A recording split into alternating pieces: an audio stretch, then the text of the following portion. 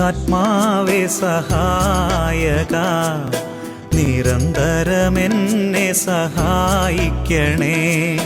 നിത്യവും കൂടെ വസിക്കുന്നോനേ, അഭിഷേകത്തിൻ അഗ്നി നിറച്ചിടണേ.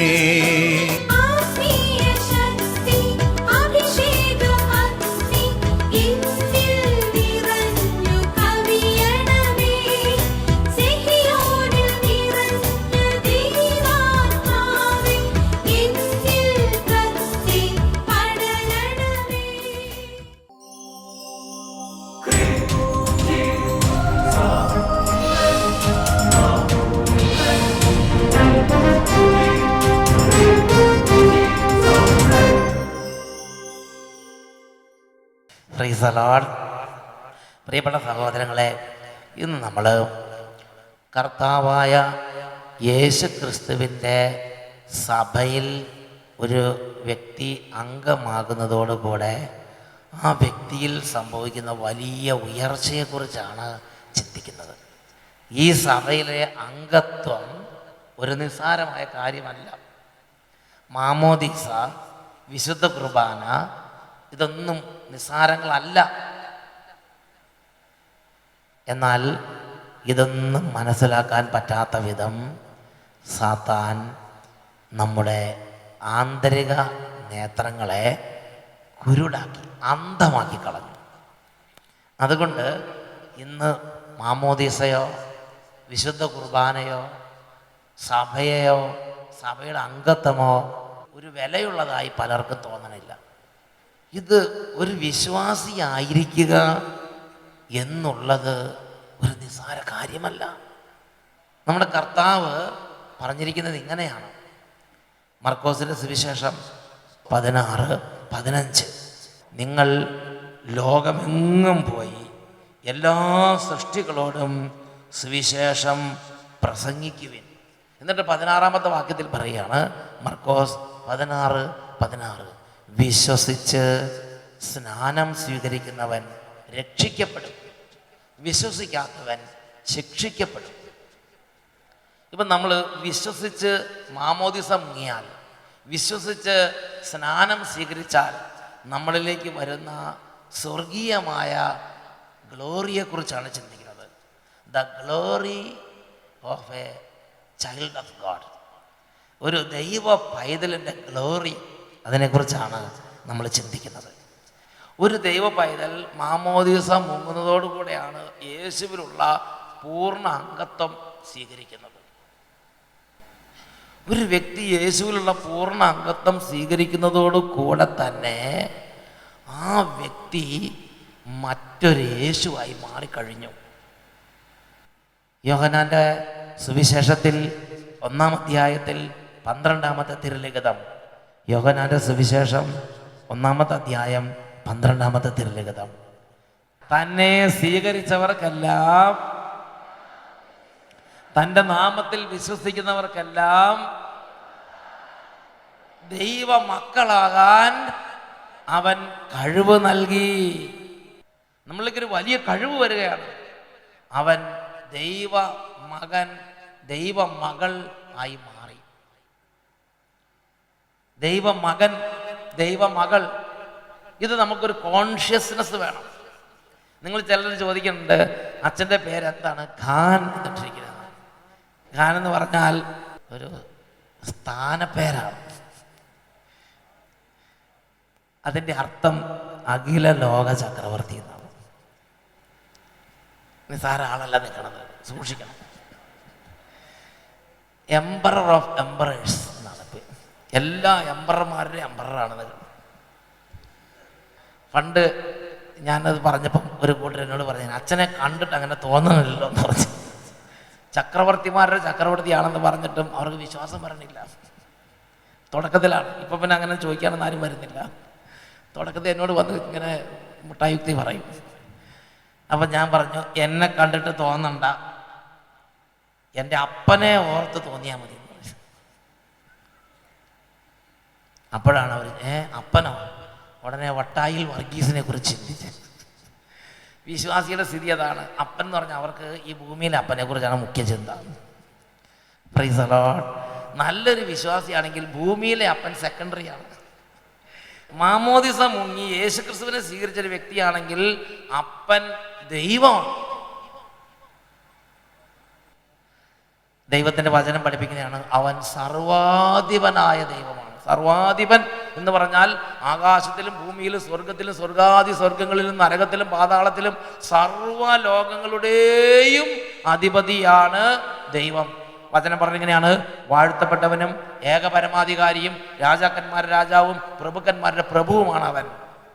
അവന് മുകളിൽ ഒരധികാരമില്ല, സകലതും അവന് കീഴ്പ്പെട്ടിരിക്കുന്നു. എല്ലാറ്റിൻ്റെയും മുകളിൽ അധിപതിയായ വ്യക്തിയാണ് ദൈവം. He is a person and he is God. He is the emperor of emperors. സർവചക്രവർത്തി, സർവ അധികാരത്തിൻ്റെ മേൽ അധികാരമുള്ള സർവാധിപനായ ദൈവത്തെയാണ് ഞാനും നിങ്ങളും അപ്പനായി സ്വീകരിച്ചിരിക്കുന്നത്. എനിക്കിത് ബോധ്യം കിട്ടിയ അപ്പം തന്നെ ഞാൻ പറഞ്ഞു, my father is a great emperor and I am the prince in my father's kingdom. എൻ്റെ പിതാവിൻ്റെ രാജ്യത്തിലെ രാജകുമാരനാണ് ഞാൻ. അത് എനിക്ക് എപ്പോഴും ചെവി കേൾക്കണം. അതുകൊണ്ടാണ് ഖാൻ എന്ന പേരിട്ടത്. സേവ്യർ ഖാൻ എന്ന് വിളിക്കും. അപ്പം തന്നെ എൻ്റെ അപ്പനെ എനിക്ക് ഓർമ്മപ്പെടുത്തി തരും. ഞാൻ ഓർക്കുന്നുണ്ട്, കുറുമ്പനകടത്ത് ഒരു മകനുമായിട്ട് ഒരമ്മ വന്നു. ആ മകനുമായിട്ട് അമ്മ വന്നപ്പോൾ ഇവർ എവിടെ പോയാലും രക്ഷ പ്രാപിക്കാത്ത ഒരു മാരക പ്രശ്നമാണ് കുട്ടിക്കുള്ളത്. ആ കുട്ടിയായിട്ട് വന്ന സമയത്ത് ഞാൻ ചോദിച്ചാൽ, അപ്പ ഇതാ ഒരു പ്രശ്നം വന്നിട്ടുണ്ട്. അപ്പം പറഞ്ഞ് ഇങ്ങനെ ഒന്ന് അടിച്ചാൽ മതി എന്ന് പറഞ്ഞു. അപ്പം ഞാൻ പറഞ്ഞു പൊക്കോളാൻ പറഞ്ഞു. അപ്പോഴേ ദൈവത്തിൻ്റെ ശക്തി വന്ന കാര്യങ്ങളൊക്കെ ക്ലിയറാക്കി കൊടുത്തു. എൻ്റെ പേര് മിനി. ഞങ്ങൾ ചങ്ങനാശ്ശേരിയിൽ നിന്ന് വരുന്നു, പക്ഷേ ഉത്തർപ്രദേശിലാണ് താമസം. എൻ്റെ മോന് വേണ്ടിയാണ്, സാക്ഷ്യം പറയുന്നതിന് വേണ്ടിയാണ് ഞാനിപ്പോൾ ഇവിടെ നിൽക്കുന്നത്. അവനിപ്പോൾ +1 അഡ്മിഷൻ എടുത്തിരിക്കുകയാണ്. 3ാം ക്ലാസ് ആയിരുന്നപ്പോൾ മുതൽ അവന് ശിരസ് മുതൽ കാലിൻ്റെ വെള്ള വരെ വളരെയധികം വേണ്ടി ചൊറിഞ്ഞ് തടിക്കുന്ന ഒരു അസുഖമുണ്ടായിരുന്നു. ഏകദേശം 4 മണിയാകുമ്പോൾ വൈകുന്നേരം 4 മണിയാകുമ്പോൾ തുടങ്ങുന്ന ആ അസുഖം വെളുപ്പിനെ ഒരു 7 മണിയൊക്കെ ആകുമ്പോഴത്തേക്ക് അപ്രത്യക്ഷമാകുമായിരുന്നു. അപ്പോൾ നമുക്ക് ഡോക്ടറെ ഒന്നും കൊണ്ട് കാണിക്കാൻ പോലും പറ്റില്ലായിരുന്നു. ഞങ്ങൾ പലപ്പോഴും മൊബൈൽ ക്യാമറയിൽ ഫോട്ടോ എടുത്താണ് ഡോക്ടറെ കാണിച്ചിരുന്നത്. ലക്നൌവിൽ, അലഹബാദിലും ഡൽഹിയിലും ഒക്കെയുള്ള പല ഹോസ്പിറ്റലിലും ഞങ്ങൾ കാണിച്ചെങ്കിലും മോൻ ഒരു കുറവും തന്നെ ഉണ്ടായിരുന്നില്ല. പലപ്പോഴും രാത്രിയാകുമ്പോഴിങ്ങനെ അസുഖം ഉണ്ടാകുമ്പോൾ അവൻ ചീപ്പും പിച്ചാത്തിയും ഒക്കെ എടുത്ത് ചൊറിയുമായിരുന്നു. ഇത് കണ്ട് സഹിക്കാൻ, ചീപ്പ്, പിച്ചാത്തി, അങ്ങനെ ഓരോ സാധനം ഉണ്ടല്ലോ, അതൊക്കെ എടുത്ത് ഇങ്ങനെ മാന്തും. ചൊറിച്ചിൽ അസഹ്യമാകുമ്പോൾ ഞങ്ങൾ തന്നെ ബുദ്ധിമുട്ടുമായിരുന്നു. അപ്പോൾ പെട്ടെന്ന് ഞങ്ങൾ നാട്ടിലേക്ക് പോരും, ഏതെങ്കിലുമൊക്കെ ഡോക്ടറെ പിന്നെയും കാണിക്കും. അവസാനം എവിടെയായിരുന്നു? ഞങ്ങൾ ഉത്തർപ്രദേശിൽ നാട്ടിലേക്ക് വരും. കാരണം ഇത് കണ്ടിട്ട് അമ്മയ്ക്ക് സഹിക്കാൻ പറ്റുന്നില്ല. എങ്ങനെയെങ്കിലും മോനെ സുഖം ഉണ്ടെന്ന് നാട്ടിലെ കേരളത്തിലെ ഏതെങ്കിലും ഡോക്ടർമാരെ കാണിക്കാൻ വേണ്ടി അവിടെ നിന്ന് ഉത്തർപ്രദേശിൽ ഇങ്ങോട്ട് പോരും. അങ്ങനെ പല പ്രാവശ്യം ഞങ്ങൾ വന്നു പോയിക്കൊണ്ടിരുന്നു. ഇപ്പോൾ അവർ 6ാം ക്ലാസ്സിലായപ്പോൾ ഞങ്ങൾ നാട്ടിലെത്തി ആയുർവേദ ഡോക്ടറെ കാണിച്ചു. ഭക്ഷണങ്ങളെല്ലാം തന്നെ പഥ്യമായിരുന്നു. മോനാകെപ്പാടെ ക്ഷീണിച്ച് ഒരവസ്ഥയിലെത്തിയിരുന്നു. അവസാനം എന്ത് ചെയ്യണമെന്നറിയാതെ ഞങ്ങൾ വിഷമിച്ചിരുന്നപ്പോൾ കോട്ടയം മെഡിക്കൽ കോളേജിൽ ഞങ്ങൾ ഡോക്ടറെ കാണിച്ചു. ഡോക്ടർ പറഞ്ഞു അവനൊരു ടെസ്റ്റ് നടത്തണം, അത് പോസിറ്റീവ് ആണെങ്കിൽ 9 ആഴ്ച അടുപ്പിച്ച് ഇഞ്ചക്ഷൻ എടുക്കണമെന്ന് പറഞ്ഞു. ഞാൻ ഇഞ്ചക്ഷൻ എടുക്കാനായിട്ട് ആ റൂമിൻ്റെ വാതിൽക്കൽ നിന്നപ്പോൾ പലരും അവിടെ ഇഞ്ചക്ഷൻ എടുക്കാനായിട്ട് നിൽപ്പുണ്ടായിരുന്നു. അവരൊക്കെ എന്നോട് പറഞ്ഞു, ടെസ്റ്റ് പോസിറ്റീവ് ആകാൻ പ്രാർത്ഥിച്ചോളൂ, എന്നാലേ ഇഞ്ചക്ഷൻ എടുക്കത്തുള്ളൂ, എങ്കിലേ ഈ അസുഖം മാറത്തുള്ളൂ എന്ന് പറഞ്ഞു. ഞാനും പ്രാർത്ഥിച്ചു അവൻ്റെ ടെസ്റ്റ് പോസിറ്റീവ് ആകണമെന്ന്. പക്ഷേ ടെസ്റ്റ് പോസിറ്റീവായി. ആദ്യത്തെ ഇഞ്ചക്ഷൻ എടുത്തപ്പോൾ തന്നെ ഡോക്ടർ എന്നോട് പറഞ്ഞു 8-9 മണിക്കൂർ നേരം നിങ്ങളിവിടെ വെയിറ്റ് ചെയ്യണമെന്ന് പറഞ്ഞു. ആ സമയത്തിനുള്ളിൽ എൻ്റെ കൊച്ചെന്നോട് പറഞ്ഞു, മമ്മി എനിക്ക് തല കറങ്ങുന്നെന്ന് പറഞ്ഞു. ഞാൻ പറഞ്ഞു ഒന്നുമില്ല, നീ പോയി കിടക്കാൻ പറഞ്ഞു. 2 മിനിറ്റ് കഴിഞ്ഞപ്പോൾ അവൻ പെട്ടെന്ന് കൈകാലിട്ട് അടിക്കാൻ തുടങ്ങി. അവന് ശ്വാസം കിട്ടാതെ അവൻ കണ്ണു മിഴിച്ചു. പെട്ടെന്ന് എല്ലാവരും ഓടി ഡോക്ടറിൻ്റെ അടുത്ത് പറഞ്ഞു. അവിടെ അപ്പോഴുണ്ടായിരുന്ന 2 ഡോക്ടർമാർ ഓടി വന്നു. മറ്റുള്ള മെയിൻ ഡോക്ടറെയും ഫോൺ വിളിച്ചു. പെട്ടെന്ന് മോൻ ഓക്സിജൻ എല്ലാം കൊടുത്ത് ഞങ്ങൾ പെട്ടെന്ന് ICUയിലേക്ക് മാറ്റി. ഏകദേശം 2 മണിക്കൂർ നേരം എന്ത് ചെയ്യണമെന്നറിയാത്ത അവസ്ഥയിൽ ഞാൻ നിലവിളിക്കുകയായിരുന്നു. അത് കഴിഞ്ഞ് പിന്നെ നോർമലായപ്പോൾ മുറിയിലേക്ക് കൊണ്ടുവന്നു. ഡോക്ടർ പറഞ്ഞു ഇനി ഏതായാലും 2 ദിവസം കഴിഞ്ഞ് നിങ്ങൾ പോയാൽ മതിയെന്ന് പറഞ്ഞു. മോൻ്റെ പപ്പ ഞങ്ങളുടെ കൂടെ ഇല്ലായിരുന്നു, ഉത്തർപ്രദേശിലായിരുന്നു. ഡോക്ടർ എന്നെ മുറിയിലേക്ക് വിളിപ്പിച്ചിട്ട് പറഞ്ഞു ഇനി മോന് ഇഞ്ചക്ഷൻ എടുക്കാൻ പറ്റില്ല, കാരണം ഈ ഇഞ്ചക്ഷൻ എടുത്താലുണ്ടാകുന്ന ഏറ്റവും വലിയ പ്രശ്നമാണ് ഇപ്പോൾ ഉണ്ടായിരിക്കുന്നത്. അപ്പം കുറച്ച് കഴിഞ്ഞപ്പോൾ മോൻ എന്നോട് പറഞ്ഞു, മമ്മി എങ്ങനെയെങ്കിലും എനിക്ക് ബാക്കി ഇഞ്ചക്ഷൻ എടുക്കുക, എനിക്ക് സഹിക്കാൻ പറ്റത്തില്ല ഈ ചൊറിച്ചിലെന്ന് പറഞ്ഞു. ഞാനത് ഡോക്ടറിൻ്റെ അടുത്ത് പറഞ്ഞപ്പം ഡോക്ടർ പറഞ്ഞു എന്നോട്, ഇല്ല, കൊച്ചിൻ്റെ ലൈഫ് ഇട്ട് കളിക്കാൻ ഞങ്ങൾ തയ്യാറല്ല, അതുകൊണ്ട് ഇനി ഇഞ്ചക്ഷൻ എടുക്കത്തില്ല, നമുക്ക് മരുന്ന് കൊണ്ട് നോക്കാമെന്ന് പറഞ്ഞു. ഞങ്ങൾ മരുന്ന് കണ്ടിന്യൂ ചെയ്തുകൊണ്ടിരുന്നു. പക്ഷേ അവന് പിന്നെയും ഇത് ഉണ്ടായിക്കൊണ്ടിരുന്നു. അവന് എല്ലാ ഭക്ഷണവും കഴിക്കാനും പറ്റുന്നുണ്ടായിരുന്നില്ല. ആ സമയത്ത് ഞാൻ ചങ്ങനാശ്ശേരിയിലെ കുറുമ്പനാടം സെൻറ്റ് ആൻ്റണീസ് ഫൊറോന ചർച്ചിൽ നിന്നാണ് വരുന്നത്. അവിടെ വെട്ടായിലച്ഛൻ്റെ ധ്യാനം നടക്കുന്നുണ്ട്. മോന് പഠിക്കാൻ പോലും വളരെയധികം ബുദ്ധിമുട്ടുള്ള അവസ്ഥയിലായിരുന്നു. ഇവർ ട്വിൻസാണ്. മറ്റേ മോനും ഇത് കണ്ടുകൊണ്ട് വളരെ വിഷമിച്ചിരിക്കുമായിരുന്നു. രോഗികളെ ശുശ്രൂഷിച്ചുകൊണ്ടിരുന്ന അവസരത്തിൽ ഞങ്ങളുടെ വികാരിയച്ഛൻ്റെ അനുവാദത്തോടുകൂടി അച്ഛൻ്റെ അടുക്ക് ചെന്ന് അച്ഛൻ അവൻ്റെ കവിളിൽ തൊടുകയും അവൻ്റെ ശിരസിൽ കൈകൾ വെച്ച് പ്രാർത്ഥിക്കുകയും ചെയ്തു. എൻ്റെ പ്രാർത്ഥനയുടെ കണ്ണുനീരിൻ്റെയും ഫലമായിട്ട് വട്ടായിലച്ഛൻ്റെ അനുഗ്രഹത്തിൻ്റെ ഫലമായിട്ട് ദൈവം പിന്നെ ഇന്നീ നിമിഷം വരെ അവന് യാതൊരുവിധ പ്രശ്നങ്ങളും ഉണ്ടാക്കി. ആ ഒരു കവിളത്തിങ്ങനെ തട്ടിയുള്ളൂ, അന്ന് തൊട്ട് പിന്നെ രോഗമുണ്ടായിട്ടില്ല. കഴിഞ്ഞ മാർച്ച് അവസാനത്തോടുകൂടി ഞാൻ ഡോക്ടറെ കണ്ടു. ഡോക്ടർ പറഞ്ഞു, നിങ്ങൾ മരുന്നെല്ലാം നിർത്തിക്കോളൂ, തിരിച്ച് നിങ്ങൾക്ക് എവിടെയാണ് പോകേണ്ടതെന്ന് വെച്ചാൽ പോയിക്കോളാൻ പറഞ്ഞു. നിങ്ങൾ എവിടെ വേണമെങ്കിലും പോയി ജോലി ചെയ്തോ, കണ്ണു അടച്ച് എവിടേക്ക് വേണമെങ്കിലും പോകാം, ശരീരം മുഴുവൻ ക്ലിയർ ആയിട്ടുണ്ട്, ഒരു കുഴപ്പമില്ലെന്ന് ഡോക്ടർ ഇവർക്ക്. ഞങ്ങൾ തിരിച്ച് ഉത്തർപ്രദേശിലേക്ക് പോവുകയും ചെയ്തു. ഇതുവരെ മോൻ അങ്ങനെ ഒരു അസുഖം ഉണ്ടായിട്ടേ ഇല്ല. കുറുമ്പനാടത്ത് ആ ഒരു മോനെ നിന്നെ ഈശോ വളരെ അത്ഭുതകരമായി, ശരിക്കും ആ അലർജി ഭയങ്കര ബുദ്ധിമുട്ടുള്ളതായിരുന്നില്ലേ? അല്ലേ? അതിപ്പോൾ നിൻ്റെ അനുഭവം പറഞ്ഞു ചോദിച്ചിട്ടൊക്കെ വന്നു കഴിഞ്ഞാൽ പിന്നെ എനിക്ക് എന്തായിരുന്നു പ്രശ്നം? എന്താണ് അത് ഭയങ്കരമായിട്ട് മൊത്തം ദേഹം മൊത്തം ചൊറിഞ്ഞടിക്കും, മേളിൽ തൊട്ട് താഴെ വീട് എല്ലായിടത്തും ഉണ്ടായിരുന്നു. ഭയങ്കര ചൊറിച്ചില്ലായിരുന്നു. ഈശോ അത്ഭുതകരമായി സുഖപ്പെടുത്തി.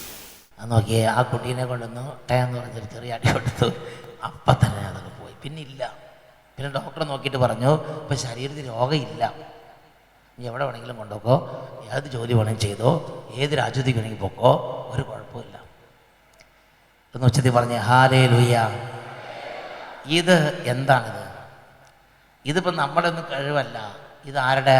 ഇത് മാമോദീസയുടെ പവറാണ്. അത് ആദ്യം തന്നെ അത് വിശ്വസിക്കണം. വിശ്വസിക്കാതിരുന്നാലും സംഭവിക്കില്ല, ഒന്നും സംഭവിക്കില്ല. ഈശോ എന്താ പറഞ്ഞത്? ഈശോ പറഞ്ഞെങ്ങനെയാണ്? ഞാൻ തായ്തടിയും നിങ്ങൾ ശാഖകളും. ഈ ശാഖയ്ക്ക് സ്വന്തമായി വേറെ ഒരു പുണ്യവും ഒരു അഭ്യാസമൊന്നുമില്ല. ഈ തായ്തടിയുടെ സമ്പത്താണ് ശാഖയിലൂടെ ഒഴുകി ആളുകൾക്ക് കിട്ടുന്നത്. Praise the Lord. അപ്പോൾ ഒരു വിശ്വാസി ഇങ്ങനെ സ്പർശിക്കുമ്പോൾ അപ്പം തന്നെ യേശുവാണ് സ്പർശിക്കുന്നത്. തായ്തടിയുടെ എല്ലാ സമ്പത്തും എന്ന് പറഞ്ഞാൽ സ്വർഗത്തിൻ്റെ മുഴുവൻ സമ്പത്ത്. യേശു ക്രിസ്തു പറഞ്ഞ നിസ്സാര ആളല്ല. സ്വർഗത്തിൻ്റെ ഓൾ അസറ്റ് യേശു ക്രിസ്തുവിലുണ്ട്. അത് മുഴുവനും ശാഖയിലൂടെ വരും, ഒന്നും കുറയ്ക്കില്ല. വേറൊരു യേശുവായി നിങ്ങൾ ഉയർന്നു കഴിഞ്ഞു. ഇതിന് വിശ്വസിക്കണ്ടേന്. ഹല്ലേലൂയ എന്നുറക്കെ പറഞ്ഞ് ഹല്ലേലൂയ. യേശുവേ ആരാധന, യേശുവേ ആരാധന. അവ ദൈവ മക്കളാകാൻ കഴിവ് നൽകി എന്ന് പറയണത് ഭംഗിവാക്കല്ല, ഇറ്റ് ഈസ് ട്രൂ. അത് സത്യമാണ്. ദൈവ മക്കളാകാൻ അവൻ കഴിവ് നൽകി. ആ ഒരു ലെവലിൽ വേണം ഒരു വിശ്വാസി ചിന്തിക്കാൻ. അത് ഏത് സമുദായത്തിൽപ്പെട്ടതായിക്കോട്ടെ, വിശ്വാസിയാണെങ്കിൽ അങ്ങനെ ചിന്തിക്കണം. പ്രിയപ്പെട്ട സഹോദരങ്ങളെ, ഒരു വിശ്വാസിയാകുന്നതോടുകൂടി ആദ്യം തന്നെ, അല്ലെങ്കിൽ മാമോദിസം മുങ്ങുന്നതോടുകൂടി യേശു ക്രിസ്തുവിനെ നമ്മുടെ ഹൃദയത്തിൽ രക്ഷിതാവും കർത്താവുമായി സ്വീകരിക്കുന്നതോടുകൂടി നമ്മൾ മറ്റൊരു ദൈവം പോലെയായി മാറും. 82-ാം സങ്കീർത്തനത്തിൽ 6-ാമത്തെ തിരുലിഖിതം, 82-ാം സങ്കീർത്തനത്തിൽ 6-ാമത്തെ തിരുലിഖിതം, അവിടെ നമ്മൾ വായിക്കുന്നത് എങ്ങനെയാണ്? നിങ്ങൾ ദൈവങ്ങളാണെന്നും അത്യുന്നതൻ്റെ പുത്രന്മാരാണെന്നും ഞാൻ നിങ്ങളോട് പറഞ്ഞിട്ടില്ലേ? പറയണം, ഞാൻ അത്യുന്നതൻ്റെ പുത്രനാണ്, ഞാൻ അത്യുന്നതൻ്റെ പുത്രിയാണ്, നിസാര ആളല്ല, പറയണം. അതുപോലെ പെരുമാറാവുള്ളൂ, ചിന്തിക്കാവുള്ളൂ, നടക്കാവുള്ളൂ.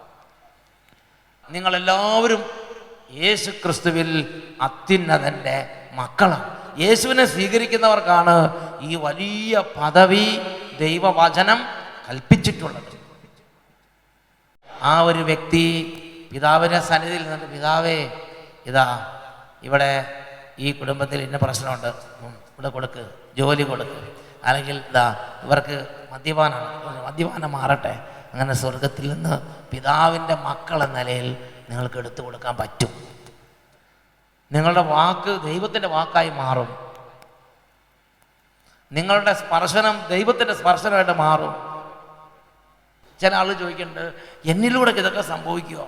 ഞാൻ പ്രാർത്ഥിച്ചാലൊക്കെ നടക്കുമോ? എന്തിനു സംശയിക്കണം? ദൈവത്തിൻ്റെ വചനത്തെ വ്യക്തമായി പഠിപ്പിക്കുകയാണ്. റോമാലേഖനം 8-ാം അധ്യായം 31-32 വാക്യങ്ങൾ. അവിടെ നമ്മൾ വായിക്കുന്നത് എങ്ങനെയാണ്? ദൈവം നമ്മുടെ പക്ഷത്തെങ്കിൽ ആര് നമുക്കെതിരെ നിൽക്കും? പ്രപഞ്ചമോ ശക്തിയോ നിയമങ്ങളോ ഒന്നും അതിലോ ഉപരിയാണ് നിങ്ങളുടെ കഴിവ്. അതിലുപരിയാണ് ഒരു ദൈവപൈതലിൻ്റെ പദവി. സ്വപുത്രനെ പോലും ഒഴിവാക്കാതെ നമുക്കെല്ലാവർക്കും വേണ്ടി അവനെ ഏൽപ്പിച്ചു തന്നവൻ അവനോട് കൂടെ സമസ്തവും നമുക്ക് ദാനമായി നൽകാതിരിക്കുമോ? പിതാവായ ദൈവം സ്വർഗത്തെ ഏറ്റവും വലിയ ഇതായി കണക്കാക്കുന്ന ഒന്നാണ് കർത്താവായ യേശു ക്രിസ്തു, പരിശുദ്ധാത്മാവ്. ആ യേശുവിനെ പോലും നമുക്ക് ഒഴിവാക്കാതെ നമുക്ക് വേണ്ടി തന്നു. അങ്ങനെയെങ്കിൽ സ്വർഗത്തിലുള്ള സമസ്തവും നമുക്ക് വേണ്ടി നൽകാതെ, അപ്പോഴാണ് പിന്നെ ഈ വീടോ ഈ ഒരു രോഗസഭ, ഈ രോഗസഭയ്ക്ക് എന്ന് പറഞ്ഞാൽ സ്വർഗത്തിൽ വലിയ ആനക്കാര്യമൊന്നുമല്ല. ഈ പ്രപഞ്ചം മുഴുവൻ ഒറ്റ വാക്കുകൊണ്ട് സൃഷ്ടിച്ച ദൈവത്തിന് ഇത് എന്താ ഇത്? അപ്പം അത് നിങ്ങൾ പ്രാർത്ഥിക്കുമ്പോൾ അങ്ങനെ ചിന്തിക്കണം. ഈ മരിക്കാറായി കിടക്കുന്ന ആളൊന്നും ഒരു വലിയ വിഷയമല്ല. ഒറ്റ വാക്കുകൊണ്ട് സർവ്വത സൃഷ്ടിച്ചവനാണ് ദൈവം. നമ്മുടെ ജോലിയുടെ കാര്യം, നമ്മുടെ കുടുംബത്തിൻ്റെ കാര്യമൊന്നും ഒരു ആനക്കാര്യം അല്ല. ആനക്കാര്യമുണ്ട്, ഞാൻ ദൈവ പൈതലാണെന്നുള്ളത്. അതൊരു ആനക്കാര്യം തന്നെ. സ്വർഗസ്ഥനായ പിതാവ് നമ്മുടെ അപ്പൻ. നാം ഈ അപ്പൻ്റെ മക്കൾ. നമ്മൾ ആ നിലയിൽ ചിന്തിക്കുകയും ആ നിലയിൽ പ്രാർത്ഥിക്കുകയും ആ നിലയിൽ തന്നെ എല്ലാം കാണുകയും ചെയ്താൽ ദൈവം അതുപോലെ തന്നെ നമ്മളിലൂടെ പ്രവർത്തിക്കാൻ തുടങ്ങും. അതുപോലെ തന്നെ ദൈവം നമ്മളിലൂടെ പ്രവർത്തിക്കാൻ തുടങ്ങും. ജെറമ്യായുടെ പുസ്തകം 3-ാം അധ്യായം 19-20 തിരുലിഖിതങ്ങൾ. എൻ്റെ മക്കളോട് കൂടെ നിന്നെ പാർപ്പിക്കാനും സകല ജനതകളിൽ വെച്ച് ഏറ്റവും മനോഹരമായ ഏറ്റവും നല്ലത് നിനക്ക് തരാനും ഞാൻ എത്രയേറെ ആഗ്രഹിച്ചു. നീ എന്നെ പിതാവേ എന്ന് വിളിക്കുമെന്ന് ഞാൻ പ്രതീക്ഷിച്ചു. നമ്മുടെ ദൈവത്തിൻ്റെ ഹൃദയത്തിൽ ഒരു ആഗ്രഹമാണ് നമ്മൾ മക്കൾ എന്ന പദവിയിലേക്ക് ഉയരണം. അങ്ങനെ ഉയർന്നാലേ അപ്പാ ചാച്ചാ എന്ന് വിളിക്കാൻ പറ്റുള്ളൂ. നമ്മൾ അത്ര വലിയ പദവിയിലേക്ക് ഉയർത്തില്ല. ഡാഡിന്ന് ദൈവത്തെ വിളിക്കാനുള്ള പദവിയിലേക്ക് നമ്മൾ ഉയർത്തി. നമ്മൾ വിശ്വസിക്കുന്നില്ല. ഇപ്പോഴും നമ്മൾ വിളിക്കുന്നത് പണ്ഡിത ദാദാ, സർവശക്ത, സനാതന, ഇങ്ങനെയൊക്കെ 4 വിളി വിളിച്ചാൽ പിന്നെ അതെല്ലാം മാറ്റി വെച്ചിട്ട് സിമ്പിളായിട്ട് അപ്പേ എന്ന് വിളിച്ചു വയ്ക്കും. അല്ലെങ്കിൽ അപ്പേ എന്ന് എന്താ വിളിക്കുന്നത്? വീട്ടിൻ്റെ ഹോംലി അറ്റ്മോസ്ഫിയറിൽ കൊച്ചു കുഞ്ഞുങ്ങൾ അപ്പനെ സ്വാതന്ത്ര്യത്തോടെ വിളിക്കണം. ആ ഒരു വാക്ക് വിളിക്കണം. അതാണ് സ്വർഗസ്ഥനായ പിതാവ് ആഗ്രഹിക്കുന്ന നല്ല ലെവല്. പല ആളുകളും വിചാരിക്കുന്നത് ദൈവം നമുക്ക് അപ്പനെ പോലെയാണെന്നാണ്. അപ്പനെ പോലെ അല്ല, അപ്പനാണ്. ഈ 2ാമത്തെ മേഖല, നമുക്ക് ഒരു പ്രശ്നം വന്നാൽ അപ്പോൾ തന്നെ യേശു ഇടപെടും. യേശു അപ്പം തന്നെ ഇടപെടും. കാരണം യേശു നമ്മൾ തമ്മിൽ അങ്ങനത്തെ ഒരു ബന്ധമുണ്ട്. യേശു ക്രിസ്തുവിനെ സ്വന്തം ഹൃദയത്തിൽ രക്ഷിതാവും കർത്താവുമായി സ്വീകരിച്ച് ഞാനും നിങ്ങളും മാമോദീസ സ്വീകരിച്ച് കർത്താവിൻ്റെ സഭയിൽ അംഗമാകുന്നതോടുകൂടെ ഒരു പ്രശ്നം വന്നാൽ അപ്പം തന്നെ യേശു ഇടപെടും. അന്തോനീസ് പുണ്യാളനോ, എൻ്റെ പേരിൻ്റെ കാരണബോധനായ ഫ്രാൻസിസ് സേവ്യർ പുണ്യാളനോ, അല്ലെങ്കിൽ നിങ്ങളുടെ പേരിന് കാരണബോധനായ വിശുദ്ധ റീത്തയോ അവരൊന്നും അല്ല. എനിക്ക് വേണ്ടി എൻ്റെ സ്വർഗസ്ഥനായ പിതാവിൻ്റെ അടുത്ത് ആദ്യം സംസാരിക്കുന്നത് യേശുവാണ്. യേശു പറയുക, എൻ്റെ കുട്ടിയെ പരീക്ഷയ്ക്ക് പോകുന്നുണ്ട് പിതാവേ, അവൻ പഠിച്ചിട്ടൊന്നുമില്ല, അതിന് ബുദ്ധിയും ബോധം ഉണ്ട്, പക്ഷെ അത് ഉഴപ്പനാ, 2 വർഷം കഴിയുമ്പോൾ നേരെ ആയിക്കോളും, ഇപ്പോൾ അവന് കുഴപ്പം വരുത്തരുത്. യേശു നമുക്ക് വേണ്ടി സംസാരിക്കും. യേശു എവിടെ നിന്നാണ് നമുക്ക് വേണ്ടി പിതാവിനോട് സംസാരിക്കുന്നത്? ഉറക്കെ പറ. പിതാവായ ദൈവത്തിൻ്റെ വലത് ഭാഗത്ത് നിന്നാണ് സംസാരിക്കുന്നത്. ഇനി വിശുദ്ധ പത്രോസിലേക്ക് എഴുതിയ 1-ാം ലേഖനം 3-ാം അധ്യായം 22-ാം വാക്യം. 1 പത്രോസ് 3:22. അവിടെ എന്താ വായിക്കുന്നത്? യേശു ക്രിസ്തു ആകട്ടെ സ്വർഗത്തിലേക്ക് പ്രവേശിച്ച് ദൈവത്തിൻ്റെ വലതുഭാഗത്തിരിക്കുന്നു. ദൂതന്മാരും അധികാരങ്ങളും ശക്തിയും സർവ്വതും അവിടുത്തെ പാദത്തിൻ്റെ കീഴിലാക്കി. സർവ്വ ലോകങ്ങളുടെ മേലും അധികാരം കൊടുത്ത് സർവ്വതും അവൻ്റെ പാദത്തിൻ്റെ കീഴിലാക്കി. ദൂതന്മാരും അധികാരങ്ങളും ശക്തികളും സർവ്വതും അവിടത്തേക്ക് കീഴ്പ്പെട്ടിരിക്കുന്നു. സർവ്വ അധികാരത്തോടും കൂടിയാണ് യേശു അവിടെ ഇരിക്കുന്നത്. ഹെബ്രായ ലേഖനം 7-ാം അധ്യായം 25-ാം വാക്യം. ഹെബ്രായ 7:25. തന്നിലൂടെ ദൈവത്തെ സമീപിക്കുന്നവരെ പൂർണ്ണമായി രക്ഷിക്കാൻ അവന് കഴിവുണ്ട്. അത് ആദ്യമേ മനസ്സിലാക്കണം. ഞാൻ 60 വർഷമായി മദ്യപിച്ച് തകർന്നു, ഇനി എന്നെ രക്ഷിക്കാൻ ആർക്കും പറ്റില്ല, അങ്ങനെ വിചാരിക്കരുത്. ഞാൻ 27 ധ്യാനം കൂടി, ഇന്നും ഞാൻ രക്ഷപ്പെട്ടിട്ടില്ല, ഇനി എന്നെ രക്ഷിക്കാൻ ആർക്കെങ്കിലും പറ്റുമോ എന്ന് അറിഞ്ഞുകൂടാന്ന് പറയരുത്. വാ അടയ്ക്ക്. നിന്നെ പൂർണ്ണമായും ഇപ്പോൾ അവസ്ഥയിൽ നിന്ന് പൂർണ്ണമായി രക്ഷിക്കാൻ അവന് കഴിവുണ്ട്. അവൻ പിതാവിൻ്റെ വലതുഭാഗത്തിരിക്കുന്നു. അവൻ നിന്നെ ശ്രദ്ധിച്ചുകൊണ്ടിരിക്കുകയാണ്.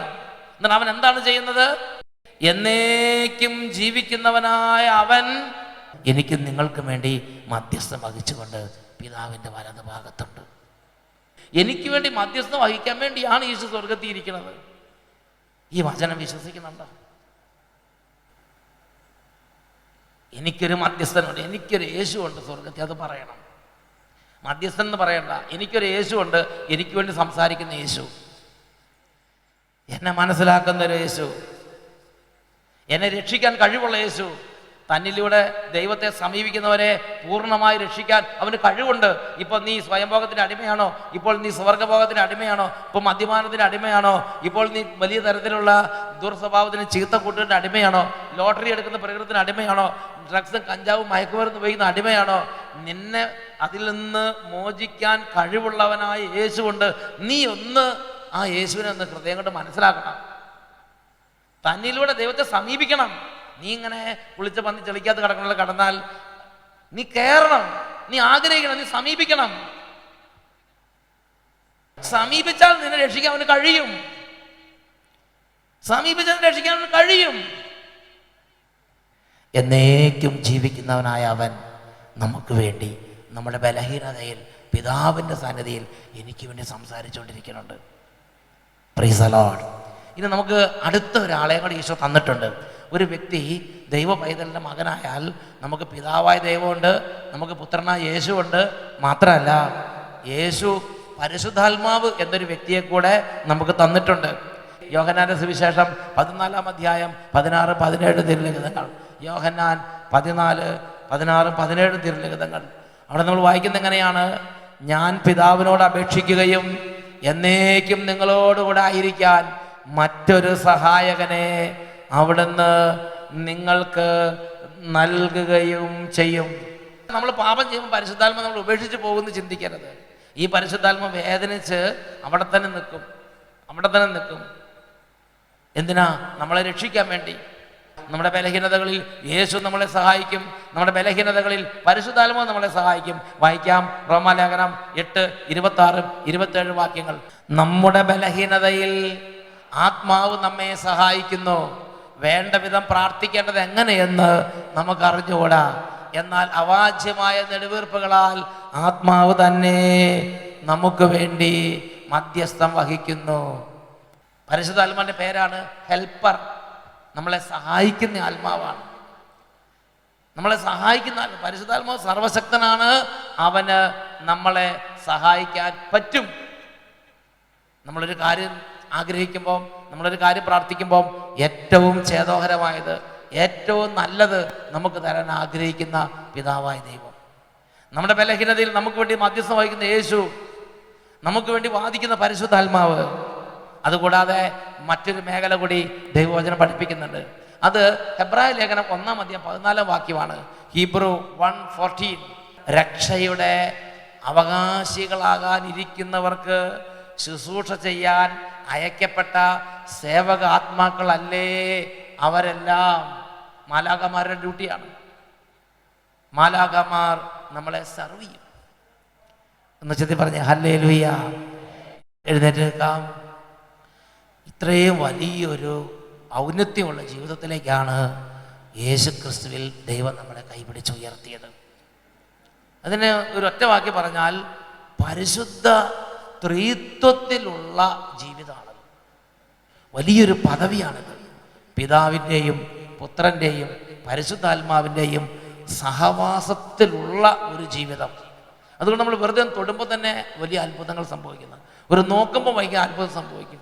നമ്മൾ കൈകൾ ഉയർത്തുമ്പോൾ, നമ്മൾ നിലവിളിക്കുമ്പോൾ, യേശുവേ എന്ന് വിളിക്കുമ്പോൾ പ്രകടമായി സ്വർഗത്തിൻ്റെ ശക്തി വ്യാപരിക്കുന്നത് ഇതുകൊണ്ടാണ്. കൈകൾ നന്നായിട്ട് ഉയർത്തിപ്പിടിച്ചേ. ഇപ്പം നമ്മുടെ അവസ്ഥകളെല്ലാം സമർപ്പിച്ച് നമുക്ക് ഉറക്കെ കുറച്ച് നേരം സ്തുതിക്കാം. Hallelujah, hallelujah, hallelujah, hallelujah, hallelujah. പിതാവേ, യേശുവിനെ തന്നതിനായി നന്ദി പറയുന്നു. പിതാവേ, പരിശുദ്ധാത്മാവിനെ നൽകിയതിനായി നന്ദി പറയുന്നു. സഭയിൽ അംഗമായ അങ്ങയെ ആരാധിക്കാൻ അനുഗ്രഹിച്ചതിനായി നന്ദി പറയുന്നു.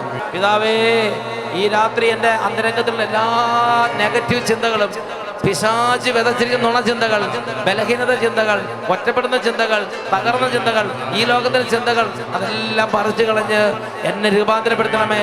പരിശുദ്ധാത്മാവേ, ഉരുക്കി എന്നെ രൂപാന്തരപ്പെടുത്തണമേ. എന്നെ ഒരു പുതിയ സൃഷ്ടിയാക്കണമേ. രണ്ട് കരങ്ങൾ ഉയർത്തി ഉച്ചത്തിൽ പരിശുദ്ധാത്മാവിന്റെ ആഗമനത്തിനായി ആഗ്രഹിച്ച് ഉറക്കെ വിളിക്കുന്നു. ഓ ഹോളി സ്പിരിറ്റ്, mighty anointing. ഞങ്ങളിൽ പതിക്കേണമേ. ഉരുക്കി ഞങ്ങളെ വാർത്തെടുക്കൂ. പരിശുദ്ധാത്മാവേ, നിറച്ചു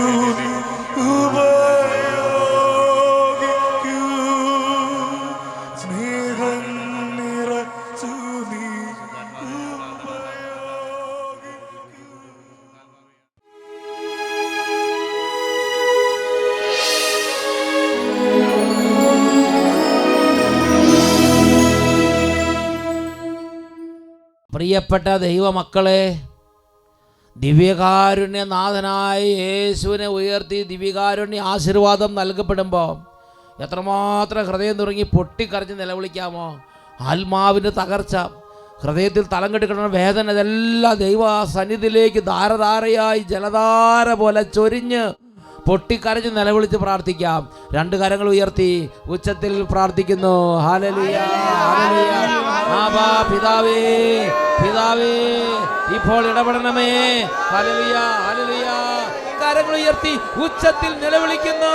ഭയപ്പെടേണ്ട മകനേ, മകളേ, ഞാൻ നിന്റെ ദൈവമല്ലേ. ആബാ പിതാവേ, ഭയപ്പെടേണ്ട മകനേ, മകളേ, ഞാൻ നിന്റെ ദൈവമല്ലേ. ആബാ പിതാവേ, ഭയപ്പെടേണ്ട മകനേ, മകളേ, ഞാൻ നിന്റെ ദൈവമല്ലേ. കരയരുതേ ഇനി എൻ കൺമണിയേ, ഞാൻ നിന്റെ കൂടെയില്ലേ. കരയരുതേ ഇനി എൻ കൺമണിയേ, ഞാൻ നിന്റെ കൂടെയില്ലേ. ഞാൻ നിന്റെ കൂടെയില്ലേ.